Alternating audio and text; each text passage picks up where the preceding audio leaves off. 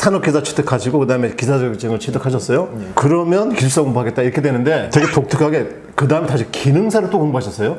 예. 그러니까 왜 기능사를 왜 공부하셨어요? 이제 두 가지 이유가 있었는데 그 당시만 해도 여러분 안녕하십니까. 발송배정기술사 최상균입니다. 오늘도 사전에 공지해드린 바와 같이 전기공학 전공이 아닌 비전공자의 합격 수기를 말씀해 주실 초대 손님입니다. 본인 소개를 좀 부탁드리겠습니다. 예, 안녕하십니까. 반갑습니다. 발송배정 기술사 박준홍이라고 합니다. 저는 원래는 이제 수학과 전공을 했고요. 이제 아이들 가르치는 일을 어느 정도 하다가 30대 중반쯤에 직업을 바꾸게 돼서 전기일로 넘어왔고, 그 후에 여러 가지 현업의 일을 하다가 기술사 자격증이 꼭 필요함을 절감을 하고, 그때부터 이제 공부를 시작해서 최종적으로 111회 때 이제 필기 합격하고, 그 후에 이제 면접 2회차에 합격을 해서 현재는 이제 한전 KPS의 선임 연구원으로 일하고 있습니다. 제 기억에는 수업 시간에 한눈을 거의 팔지 않는 그런 아주 모범적인 수험생이었던 것 같습니다. 맞습니다. 저는 이제 믿을 곳이 학원 수업밖에 없었기 때문에 교수님이 또 하시는 말씀이 또 현장과 또 직결되는 부분이 많았고, 그 부분이 아니면 어디서 들을 수가 없었기 때문에 매우 열심히 들었던 기억이 많이 납니다. 예, 대학 졸업하신 이후에도 일반적인 사무직 근무 이렇게 하신 건 아니고 뭐 어떤 이유가 좀 있으셨나 보죠? 제가 원래 대학교 진학할 때는 수학을 많이 좋아해서 이제 좀 수학자가 되고 싶은 마음으로 이제 대학에 진학을 했는데, 예. 실제로 대학교 가서는 삶이 어떤가에 대한 고민을 좀 많이 했던 것 같습니다. 그래서 이제 학교에서 좀 방황도 많이 했고요. 결과적으로 이제 그 대학교를 진학할 때의 꿈과는 전혀 다른 길을 이제 택하게 됐고, 실제로 좀 몸이 좀 안 좋아서 여러 가지 이유로 이제 바로 이제 뭐 취업을 하거나 아니면 이제 학업을 이어가거나 이러지 못했고요. 예. 당시에 조금 공백기 가지고 몸 좀 추스린 차원에서 부산에서 이제 아이들 가르치는 일도 시작하고, 그렇게 이제 좀 한 10년간 거기서 이제 일을 했습니다. 과외교사라는 일이 안정적이고 좋긴 한데 30대 중반쯤 됐을 때 이 일을 평생 할 수는 없다라는 좀 한계를 많이 느꼈고요. 남은 여생 동안 행복하게 할 수 있는 일이 무엇일까? 오남 도서관에 가서 좀 이제 여러 가지 막 찾던 중에 햇볕이 들어오는 그 어떤 창가에 좀 연세가 좀 지긋하신 분이 공부를 좀 열심히 하고 계시더라고요. 근데 거기 보니까 수학기호도 있고 뭐 지금 생각하면 이제 회로도 이런 거였는데, 그 당시엔 제가 전기기사라는 직업이 있는 줄도 몰랐으니까 그 부분을 보는 순간 제가 좀 강한 느낌이 들었어요. 이 직업은 내가 좀 평생 좀 즐겁게 할 수 있을 것 같다. 사실 그게 뭐 하는지는 몰랐거든요. 그래서 이제 그분한테 좀 용기를 내서 가서 어르신 이게 지금 혹시 뭐 하시는 거냐니까 전기기사 공부라고 하시더라고요. 근데 나 이거 좀 공부하고 싶은데 혹시 어디서 하면 되냐 하니까 잠실 쪽에 뭐 학원이 하나 있다는 거예요. 검색을 해보니까 대한전기학원이라는 데가 있더라고요. 그래서 당장 상담을 하고 바로 이제 등록을 해서 시작을 했죠. 그때 뭐 전자기학도 있고 뭐 회로 이론도 있고 막 그 5가지 과목이 있었는데, 아무래도 이제 수학을 좀 하다 보니까 회로 이론이나 전자기학 같은 경우는 어쨌든 수식으로 돼 있으니까 좀 남들보다는 좀 친숙하더라고요. 근데 공사 파트나 법규는 이런 거는 아주 완전히 제 쥐약이었는데, 학원에서 이제 커리큘럼대로 열심히 하고 산업기사를 먼저 시험을 쳤고요. 흐름을 탔을 때 계속 해야 된다라는, 바로 이어서 이제 전기공사기사, 소방도 할 때 해야 된다 해서 이제 소방까지 그렇게 이제 산업기사 취득하시고 그다음에 기사 자격증을 취득하셨어요. 그러면 기술사 공부하겠다 이렇게 되는데 되게 독특하게 그다음에 다시 기능사를 또 공부하셨어요. 그러니까 왜 기능사를 왜 공부하셨어요?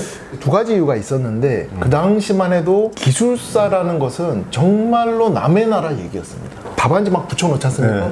뭔 소리인지 모르겠고 뭐 하는지도 모르겠고 그래서 저기는 내 세상이 아니다. 현업을 조금씩 하니까 어쨌든 거기 이제 제어반도 있고 막 하지 않습니까? 근데 거기에 들어가 있는 것들이 내가 뭔지를 모르겠는 거예요. 뭐 기사 공부할 때 몇 가지 그림은 배웠지만 나의 무지를 이제 현업을 하면서 느끼게 된 거죠. 그러던 차에 기능사를 하면 좀 현업을 좀 잘 할 수 있다. 기능사를 해야 되겠다 해가지고 이제 기능사를 했는데, 기능사가 너무 어려웠어요. 실제로. 그래서 연습도 많이 했는데도 그 실제 시험 치러 가서 오버타임 거의 다 쓰면서까지 마무리했던 기억이 있습니다. 저는 기능사 했던 거 되게 좀 자랑스럽게 좀 생각하고요. 내가 기능사를 안 했더라면 그 다음 흐름을 알지 못했을 것이다. 저도 그 아파트에 감독으로 갔을 때 달로 스위치도 있고 또 3로 스위치도 있지 않습니까? 맞습니다. 기사 때 뭐 어떻게 한다라고 아는 거 알고 있지만 실제로 배선하고 결선해 본 적이 없거든요. 예. 그래서 저도 이제 거기 이제 작업하시는 그분들한테 어떻게 하는 겁니까? 저도 그런 기억이 납니다. 그러니까 여전 기사든 산업 기사든 사실은 이론적인 게 많죠. 대학 졸업하고 나면 이론적인 부분이니까 금방 취득하는데 기능사는 워낙에 실무적인 거고 뭐 결선을 실제로 하는 거고 뭐 이런 거니까 대학 졸업하신 분들한테 오히려 더 어려울 수도 맞습니다. 있죠. 맞습니다. 예. 그리고 굳이 이제 안 하기도 하고요, 많은 사람들이. 그렇죠. 근데 그 당시에 저는 이제 제가 무지가 너무 부끄러워서 학원에서 하는 실무반들이 또 있어요. 실무반이나 실무반은 계속 들었습니다. 뭐 PLC반도 듣고 수배전반도 그때 당시에는 도대체 이게 뭐 구성인지 몰라가지고 있는 대로 들었던 기억이 납니다.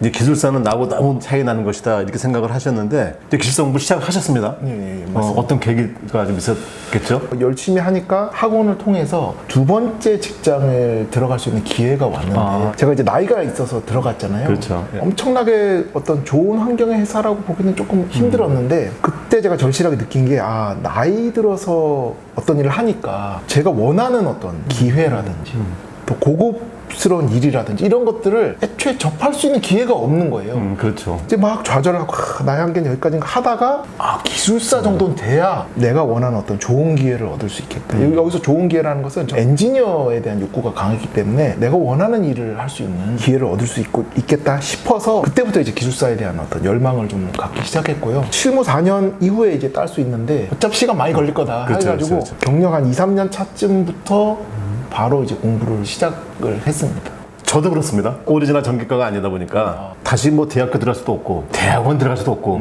기술사로 공부해보자. 이게 이제 일반적인 시작은 예. 비전공자라고 하면 정말 어렵게 공부했겠다. 누구나 다 그렇게 생각하거든요. 정말 어땠습니까? 제 스타일 자체가 효율 베이스의 인간은 아닙니다. 뭔가를 할 때 교수님 수업을 이제 제일 처음 듣기 시작했는데 6개월을 들었는데도 뭔 얘기인지 모르겠는 거예요. 무슨 얘기인지 모르겠더라고요. 근데 막 사람들은 뭐 일주일 지나면 뭘 답안지를 열심히 써서 답안지를 쓸래도 쓸 게 없고 배운 것만 그대로 쓰니까 너무 빈약하고 내용이 앞뒤 연결이 안 되고 그래서 한 번 듣고 이건 아니겠다 가지고 조금 쉬었던 기억이 있어요. 그리고 저는 기본서를 3번 들었는데 세 번째 시작할 때부터 조금 알겠더라고요. 저는 이제 믿을 때가 학원밖에 없었기 때문에 기본서 다닐 때 정말 시키는 대로 했던 기억이 있고요. 키워드 중심으로 이제 정리를 해야 된다고 하셨는데 1회차, 2회차 때는 정리가 안 되더라고요.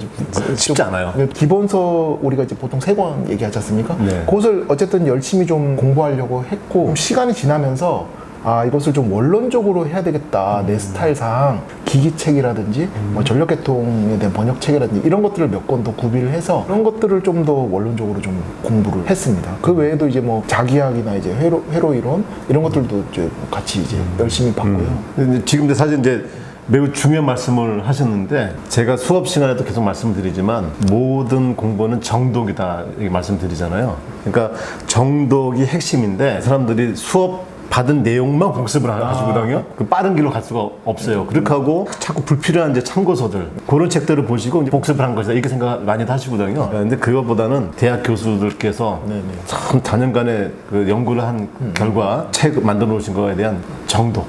이게 사실은 제일 빠른 길입니다. 그렇죠? 그 당시에는 이렇게 하면 너무 돌아가는 거 아닌가 했는데 결과적으로는 이제 빨리 가는 키가 되기도 했습니다. 그렇죠.